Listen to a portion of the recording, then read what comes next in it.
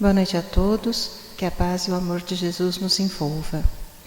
Vamos elevando os nossos pensamentos, nos ligando com o nosso mentor individual, com Joana de Ângeles, Irmã Rosário, Irmã Teresa e toda a espiritualidade amiga nesta casa. Vamos nos ligar com nossa mãezinha querida, Maria de Nazaré, pedindo a ela que nos envolva em sua luz, em sua paz, e que nos acompanhe em nossa ligação com Jesus, nosso Mestre. Mestre, estamos aqui reunidos para mais um estudo do Teu Evangelho e lhe pedimos, derrama sua luz sobre nós, se faça presente entre nós nesta noite. Auxilia-nos no entendimento e na aplicação dos Teus ensinamentos em todos os momentos da nossa existência. De mãos dadas a Maria e a Jesus, chegamos à presença do nosso Pai. A Ele agradecemos pelo que somos, pelo que temos, pela oportunidade desta encarnação e elevamos os nossos corações e pensamentos em louvor e agradecimento, dizendo a Ele: Pai nosso que estais nos céus, santificado seja o vosso nome, venha a nós o vosso reino, seja feita a vossa vontade, assim na terra como nos céus. O pão nosso de cada dia dai-nos hoje, perdoai as nossas ofensas, assim como nós perdoamos a quem nos tem ofendido. E não nos deixeis cair em tentações, mas livrai-nos de todos os males, pois vossos são o reino, o poder e a glória para todo sempre. Que assim seja, Senhor. Graças a Deus. E vamos nos ligando neste momento com as equipes de tratamento da casa. Vamos pedir a luz branca do Cristo sendo projetada sobre todos os nossos assistidos, para que eles recebam dessa maneira a luz, a paz e uma harmonização. Vamos nos ligar com as equipes de P2 e pedir a projeção da luz azul em todo o sistema nervoso central dos nossos assistidos, trazendo o equilíbrio e a força para esses centros de força.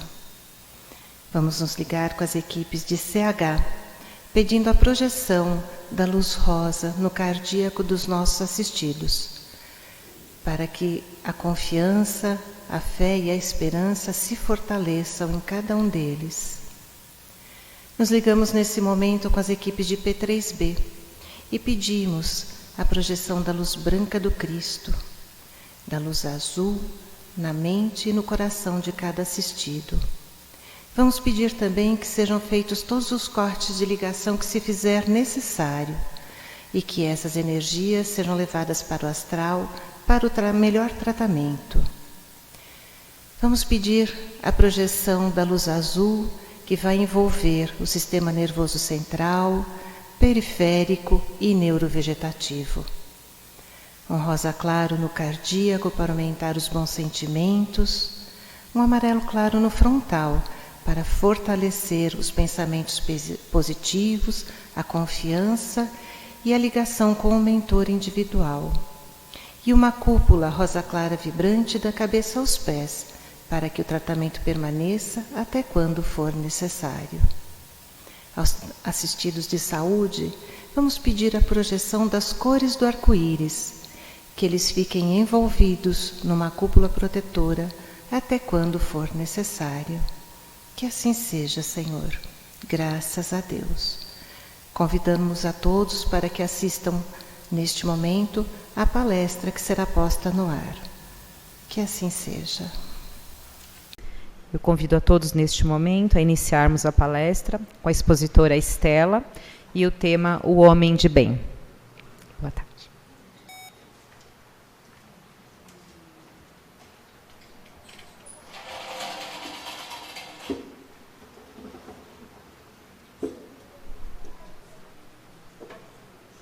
Boa tarde a todos. Que amor e a paz de Jesus Cristo envolvam nossos corações e que nós possamos aprender um pouco mais de Jesus nessa tarde, motivo pelo qual estamos aqui. Então, por falar em Jesus, deixa eu começar com 3 perguntinhas. Quem é Jesus? sob o ponto de vista do Espírito. Reflitam. Eu sei que a palestra não é interativa, não dá para a gente comentar a respeito, mas reflitam um pouquinho. Quem é Jesus, sob o ponto de vista do Espírito? Quem foi Jesus, sob o ponto de vista da condição humana de quando ele esteve encarnado entre nós? E o que é Jesus para nós espíritas? Encontraram as respostas? Vamos ver se é as mesmas que as minhas? Então, Jesus, sob o ponto de vista do espírito, ele é um espírito que atingiu o grau de pureza, o maior grau de um espírito em sua jornada evolutiva, e faz parte hoje da esfera crística, que é onde vivem os espíritos puros e é onde estamos destinados a chegar. Mais ou menos assim, façamos o que fizermos. Demoramos o tempo que demorarmos, esse é o nosso destino, é lá que o Pai nos espera, é lá que nós vamos chegar um dia. O tempo depende de nós. Quem foi Jesus quando esteve encarnado entre nós? Ela disse, quando anunciou o tema da nossa palestra de hoje: um homem de bem. E por isso nós vamos falar hoje sobre o que é ser um homem de bem. Mas antes ainda tem mais uma pergunta, né? O que é Jesus para nós espíritas? Ele é nosso irmão maior, ele é o nosso mestre e ele é, sobretudo, o nosso modelo e guia.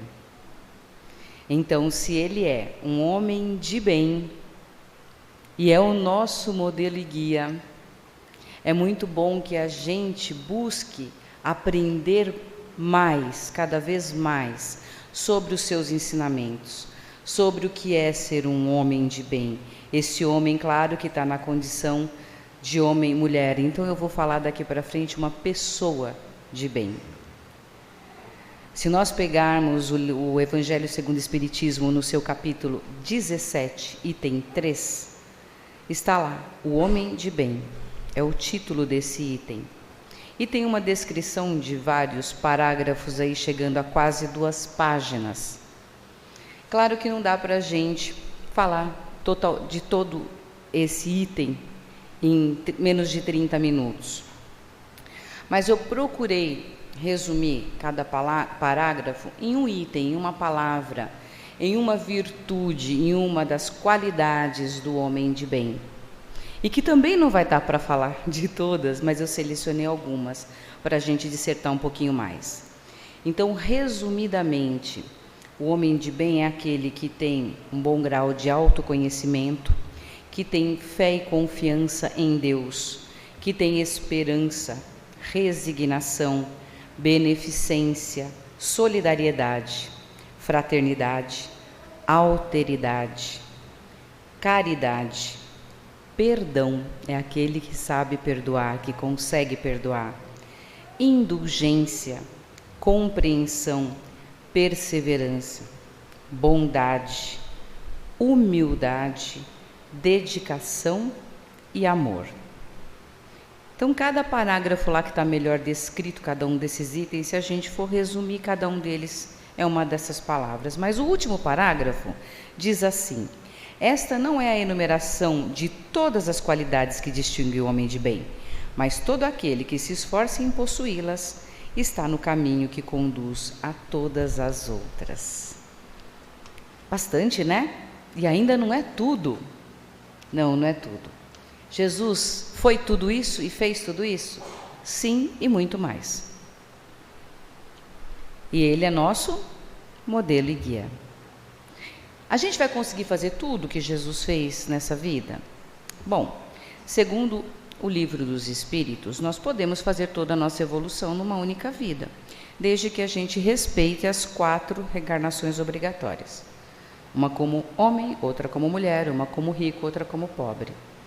Feito essa, sim, é possível fazermos a nossa evolução numa única vida. Mas nós sabemos também o quão difícil é, embora não seja impossível. Mas no mínimo nós precisamos buscar sair daqui, desencarnar melhor do que encarnamos. Então que a gente possa evoluir um tanto nesta encarnação. Porque as literaturas espíritas psicografadas pelos espíritos que já estão do lado de lá, nos advertem que muitos são aqueles, principalmente espíritas, que chegam do outro lado arrependidos do tempo que perderam aqui na Terra, que não aproveitaram para fazer a sua reforma íntima, a sua evolução moral, que é o ganho dessas qualidades de ser um homem de bem. Então, que nós possamos aproveitar bem essa encarnação. É difícil? Sim, é difícil. Mas não é impossível, nós precisamos nos esforçar. E vai aí uma dica, né, de algo que a gente pode mudar o nosso pensar para já sentir uma facilidade maior em fazer tudo isso. Porque estando encarnado, a gente se encanta com os prazeres do mundo material, com as satisfações terrenas. E ficamos muitas vezes presos a ela. E é nesse momento que a gente se preocupa em desfrutar disso, seja adquirindo bens materiais, posses, status, desfrutando de momentos de prazer, de passeios, e nada disso é proibido, nada disso é pecado, muito pelo contrário. Somos espíritos encarnados, estamos na carne, precisamos disso também. O que é ruim é se a gente focar só nisso, porque nós não somos só carne, só matéria, somos espíritos encarnados. Então precisamos também buscar os dons do espírito, certo? Um de nós que seja muito materialista e viva pensando só nas coisas deste mundo, primeiro que a gente fica escravo disso. E segundo, eu sei que é um pouco forte o que eu vou dizer, mas é verdade. Se a gente refletir, é verdade. Quem pensa que felicidade está só nas posses materiais é semelhante a uma criança que não quer outra coisa a não ser os seus brinquedos e que faz qualquer coisa para tê-los. Manha, birra, se joga no chão e etc e tal.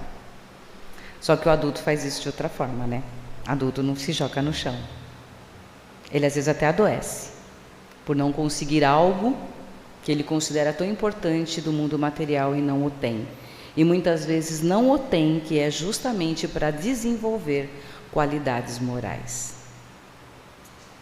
E quando a gente fala de evolução moral, de características de homem de bem, a gente pode resumi-las também com um ensinamento que tem na Bíblia, onde diz que os bens celestes são aqueles que a traça não corrói, que a traça não rói, que o ferrugem não corrói e que o ladrão não rouba. E todos esses que eu li aqui, nesses itens, são assim, patrimônios da alma, bens celestes, certo? Quando a gente tem a visão da vida futura, a gente não se prende tanto ao mundo material. Quando nós sabemos que a vida prossegue além do túmulo, que na verdade nós não morremos e sim desencarnamos, mas que a vida é uma sequência lá do que somos aqui, ninguém ganha asinhas e vira anjo porque desencarnou. Nós vamos desencarnar na mesma condição moral que estávamos aqui. Se não perdoamos, vamos continuar assim. Se somos rancorosos, continuaremos assim. Se temos desejo de vingança, se somos pessimistas e por aí afora. Então, o caminho é sempre esse autoaprimoramento. Quando nós pensamos na vida futura e pensamos que aqui é uma passagem e lá sim é a verdadeira pátria, se somos bastante inteligentes, vamos pensar, então eu devo me preparar para estar lá, não tanto para estar aqui. Da mesma forma que fazemos como quando vamos viajar para um outro país. Nem precisa ser um outro país, um outro estado que seja. às vezes nem outro estado, às vezes aqui para o litoral norte mesmo, dentro de São Paulo. A gente conhece alguém lá, a gente liga, quer saber como é que está o tempo, ou a gente olha a previsão do tempo, não é assim? Seja para cá ou seja para um outro país. Para quê? Para saber que tipo de roupa eu ponho na minha bagagem, que eu vou precisar lá, o que eu levo, para eu não passar dificuldade, não é assim? Pois é, a vida futura é do mesmo jeito, né? O que eu preciso levar quando eu desencarnar para eu não passar dificuldade lá? Para eu não me arrepender? Eu preciso levar as qualidades morais de um homem de bem. Eu preciso levar tudo aquilo que a traça não rói, que o ferrugem não corrói e que o ladrão não rouba. Tudo que eu aprendo também eu levo. Mas aprender é muito vasto. Eu posso aprender coisas boas ou coisas ruins. Então também que eu selecione muito bem o que eu vou aprender. As religiões, num geral, nos falam dessa vida futura. Nem todas vão falar da reencarnação, mas todas elas falam de uma vida futura. Nem todas elas falam de uma vida no reino celeste. Há, por exemplo, uma religião, Testemunhas de Jeová, eles acreditam que ao morrer a gente entra num sono e que Jesus virá no dia do juízo final e vai ressuscitar todo mundo, e eles acreditam que é uma ressuscitação de corpo mesmo. Mas ainda assim eles acreditam numa vida futura.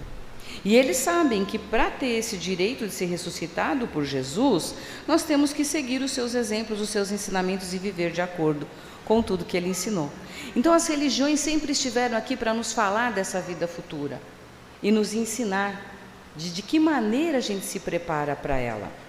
Mas o Espiritismo em especial é aquele que mais detalhou tudo isso, nos contando definitivamente e detalhadamente como é que se chega lá, como se prepara, como se vive, qual o caminho de retorno, como é que a gente faz para reencarnar.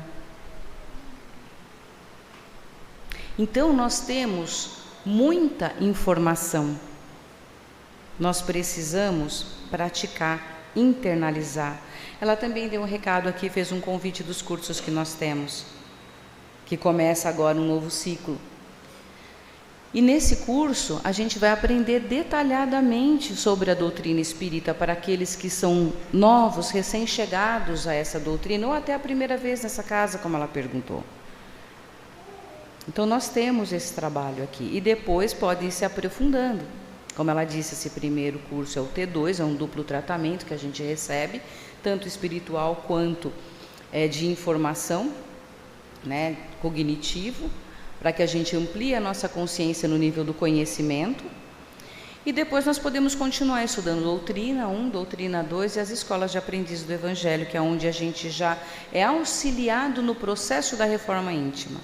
A gente não precisa fazer sozinho, a gente pode fazer com o apoio desta casa também, né? Então eu só reforço o convite também que ela nos fez. E para a gente adentrar, né, agora um pouco mais então nessas virtudes, eu selecionei 4 delas, tendo em vista o nosso tempo, que não é possível falar de todas, né? Porque eu escolhi essas 4, meio intuição, meio porque eu acho que elas ajudam muito nas outras, certo? Então a primeira delas que eu escolhi foi fé em Deus e confiança. Depois autoconhecimento, perdão e indulgência. Então vamos lá. Fé em Deus e confiança em Deus. Por que vocês acham que isso é uma das características do homem de bem? Nós não estamos sozinhos. Nós temos um Pai que zela por nós. Deus não criou só a nós, como Ele criou tudo que a gente pode ver e saber que existe no universo. Deus é puro amor e bondade. Se Ele nos criou, se Ele é nosso Pai, vamos lembrar Lucas, no capítulo 11, versículo 11 da Bíblia, onde ele diz: qual pai dentre vós, nós humanos, se o filho lhe pedir um peixe, em lugar disso lhe dará uma cobra? Que dirá então Deus nosso Pai que estás no céu? que a gente vai pedir uma coisa e Ele vai dar uma coisa ruim em lugar de algo bom que estamos pedindo. O que nós precisamos ter um discernimento é que o Pai nos dá aquilo que Ele sabe que é bom para nós, e muitas vezes nós não sabemos, porque a visão dele é de amplitude total. Ele conhece cada um de nós, porque Ele nos criou, Ele sabe de todas as nossas vidas, todas as nossas existências, tudo que nós fazemos, o potencial que já temos, tudo. Então, às vezes eu peço uma coisa que Ele sabe que ainda não é bom para eu ter aquilo, ou que não é o momento. E nós precisamos ter essa confiança nele. Se Ele não me deu ainda, é porque nesse momento não é bom para mim, tal qual nós fazemos com o nosso filho, que pede sorvete, ou que pede um doce, ou que pede o salgadinho da Elma Chips, antes do almoço. A gente dá, se a gente der, está errando. Por quê? Que a gente erra, Deus não. Não é? Mas a maioria de nós não dá. Por quê?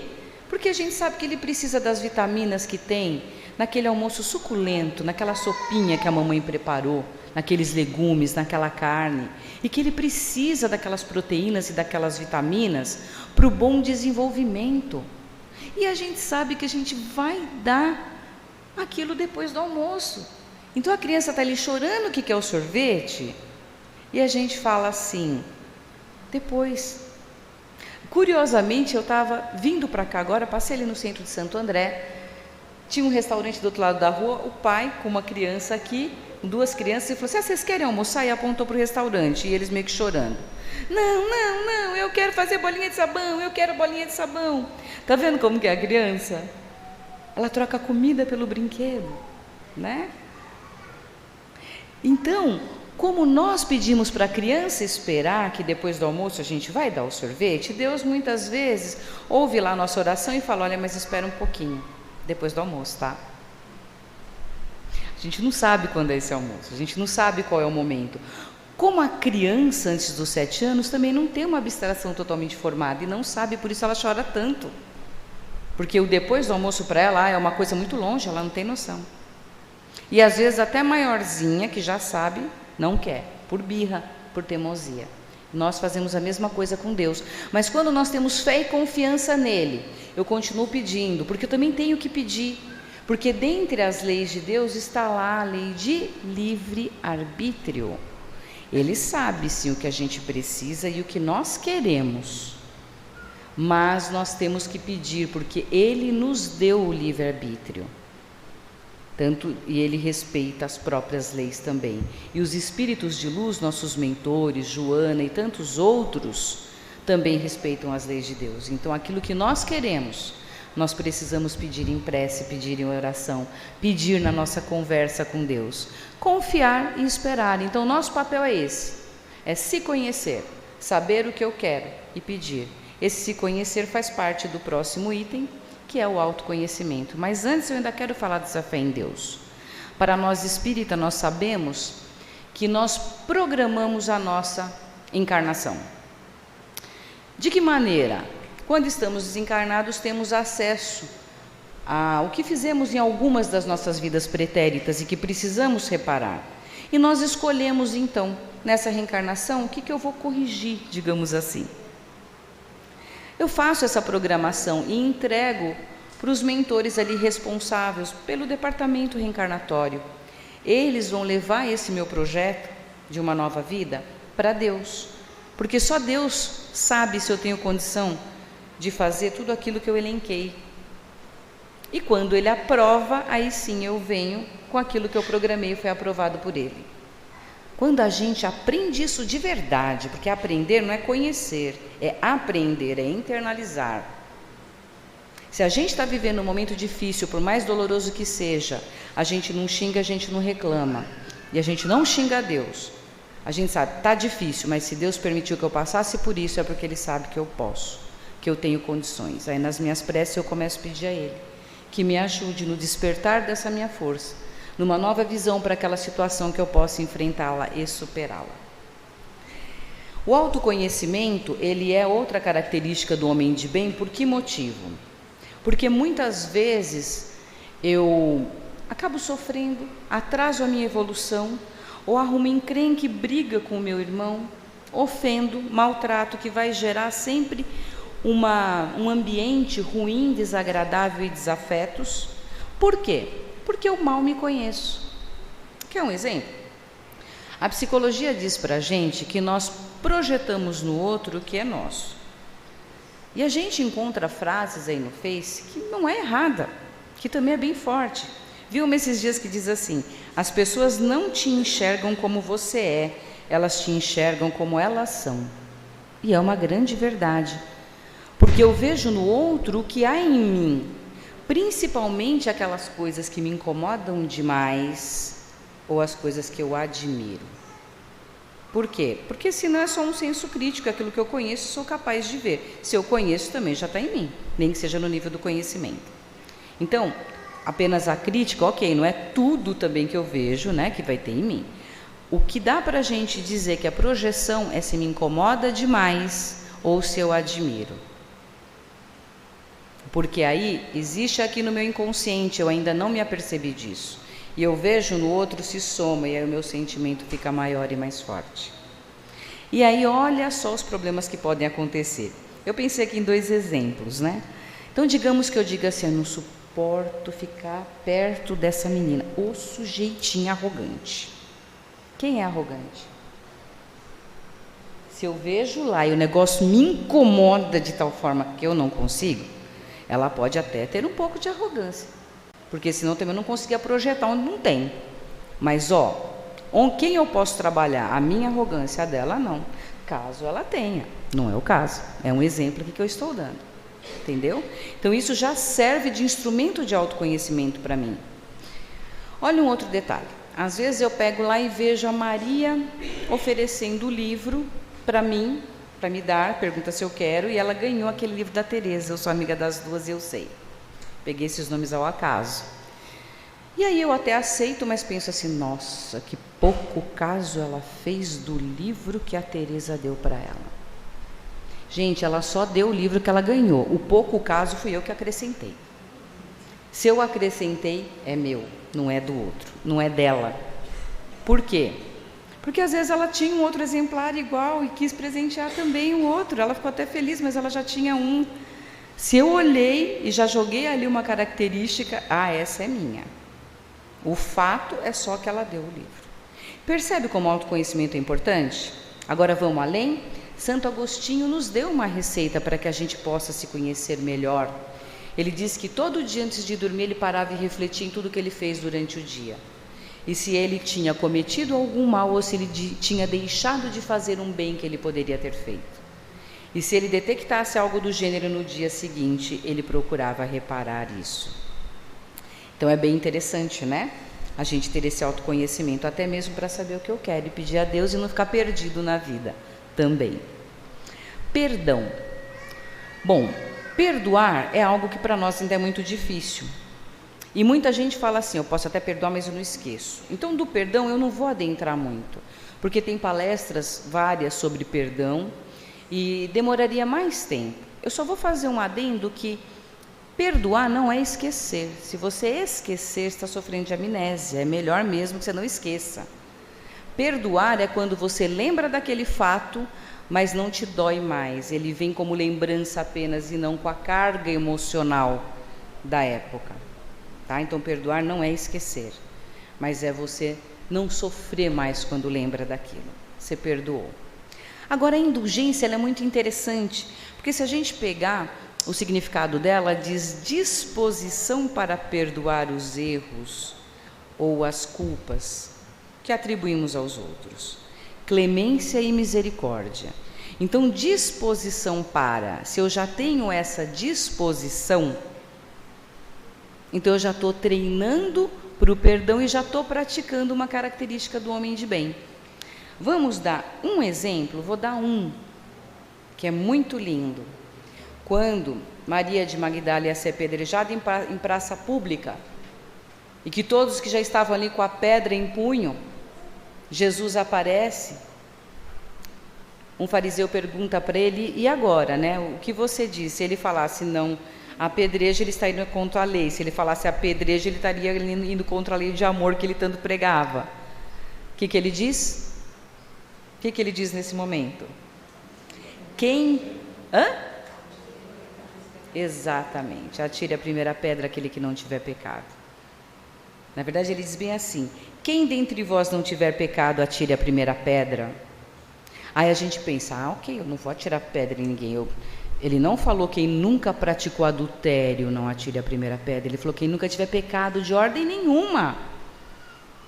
Então hoje, quando a gente pensar em atirar uma pedra, e atirar uma pedra muitas vezes é maledizer, é julgar, é condenar aquele que... Uma coisa simples, gente, simples demais. Alguém está fazendo uma bobagem no trânsito, a gente está ali condenando.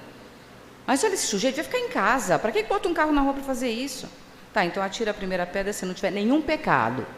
Se a gente for falar só de trânsito, todo mundo já fez uma barbeiragem, que dirá outros pecados, não é? Então, se a gente parar para pensar nisso, que atirar a primeira pedra é só aquele que não tiver nenhum pecado, a gente já não vai mais atirar pedra em ninguém. E isso já é um treino para o perdão, já é indulgência. Agora, Jesus também é o nosso modelo e guia. Então, um dia nós vamos ser igual a ele, porque ele era o único que não tinha pecado. Era o único que podia tirar pedra. E o que ele disse? Pois eu também não vos condeno. Ele pergunta, mulher, aonde estão aqueles que te condenaram? E ela fala, foram embora. E ele diz, pois eu também não te condeno. Vá e não peques mais. Então que a gente também se perdoe dos nossos erros, mas que a gente também lembre que eu não peque mais. Isso também é uma característica do homem de bem. De uma maneira geral, para a gente praticar características do homem de bem, para a gente encerrar, seria promover sempre o bem, lembrando que o mal é a ausência do bem. Então, até em debates onde as pessoas estão falando mal do Brasil, da política, do coronavírus, de qualquer outra coisa que seja, que a gente traga uma palavra do bem, uma palavra de incentivo, de otimismo, de amor, de esperança, de bondade. Que a gente transforme aquele ambiente, porque infelizmente o ambiente de conversas hoje estão muito empobrecidos, só se fala do outro. E um grande filósofo já disse que mentes pequenas discutem coisas, mentes medianas discutem pessoas e mentes grandes discutem ideias. E se a gente estiver discutindo ideias, estamos tendo também uma característica do homem de bem, porque nós vamos estar falando de coisas boas, de ideias boas. Joana de Ângeles diz para a gente assim em um dos seus livros: nunca permita que a outra pessoa se afaste da tua presença sem que leve algo bom dos minutos passados contigo. Então, se a gente tiver esse dom, a gente já está praticando característica do homem de bem. E desculpa, eu falei dom, mas a gente não precisa tê-lo, a gente pode praticar e adquirir essa qualidade. Olha que interessante, um pouquinho mais forte, mas bem legal. O padre Fábio de Mello diz assim: eu só posso estar na vida do outro para fazer o bem, para acrescentar. Caso contrário, eu sou perfeitamente dispensável. Quem aqui quer ser dispensável? A gente quer ser importante, né? Pois é. Que a gente também diminua o nosso orgulho, mas que a gente possa fazer a diferença na vida do outro. Uma pessoa uma vez me disse assim: filha, a gente veio nesse mundo para servir, senão a gente não serve para nada. É uma grande verdade. Então, dessa forma, que nós possamos ler lá inteirinho esse item no capítulo, no livro, no Evangelho segundo o Espiritismo, capítulo 17, item 3. Que a gente leia inteiramente lá o que ele diz de homem, que é ser o homem de bem.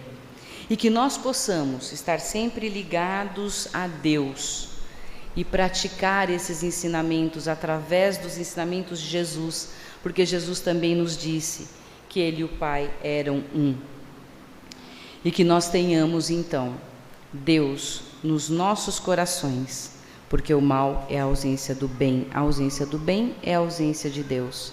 Que tenhamos Deus nos nossos corações, mas principalmente nas nossas ações. Que assim seja. Uma boa tarde a todos.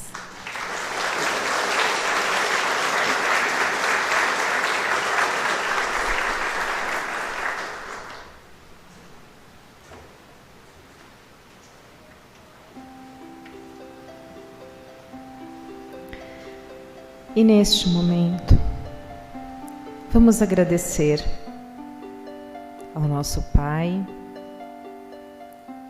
por ter permitido que a nossa irmã adquirisse conhecimento para hoje estar aqui, podendo ensinar-nos como podemos atuar para melhorar as dores que nós trazemos.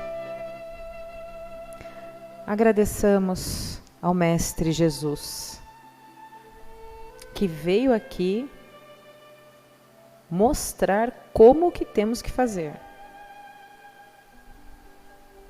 Agradeçamos a Joana de Ângeles, que nos abre a porta desta universidade. Trata-nos da inteligência, esclarecimentos, para que saiamos dessa universidade melhor do que quando chegamos. Que internalizemos a lição de hoje, porque só assim teremos a eficácia no tratamento dos passes. Agradeçamos aos nossos anjos guardiões, que estejam conosco durante todos os dias, inclusive ao retorno aos nossos lares. Que assim seja.